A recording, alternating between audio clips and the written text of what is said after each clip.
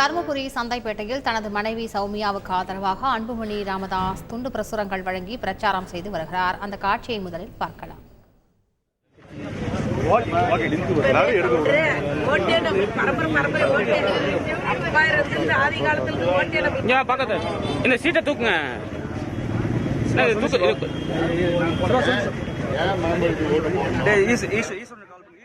கூடுதல் விவரங்களை செய்தியாளர் நந்தகுமாரிடம் கேட்கலாம். நந்தகுமார், கூடுதல் விவரங்கள்.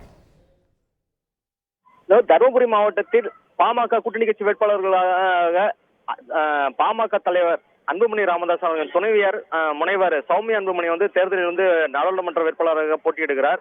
இதற்காக தீவிர பிரச்சாரத்தில் ஈடுபட்டு வரும் சூழலில் அவருக்கு ஆதரவளிக்கும் கூட்டணி கட்சியினர் ஒரு புறம் இருந்தாலும் சௌமியா அன்புமணியின் மகள்களும் தற்பொழுது களத்தில் இறங்கியுள்ளனர். அதே போல் தற்பொழுது இன்று காலை சற்று முன்னர் தருமபுரிக்கு வந்திருந்த பாமக தலைவர் அன்புமணி ராமதாஸ் தற்பொழுது சந்தைப்பேட்டை பகுதியில் தருமபுரி முக்கிய நகர பகுதியான இந்த பகுதியில் துண்டு பிரசுரங்களை வழங்கி பொதுமக்களிடையே தீவிர வாக்கு சேகரிப்பில் ஈடுபட்டு வருகிறார்.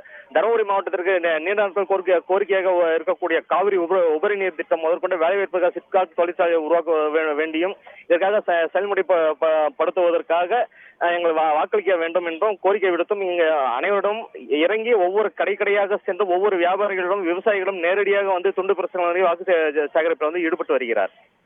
முழு விவரங்களுக்கு நன்றி நந்தகுமார். செய்திகளை உடனுக்குடன் தெரிந்து கொள்ள உடனே சப்ஸ்கிரைப் பண்ணுங்க.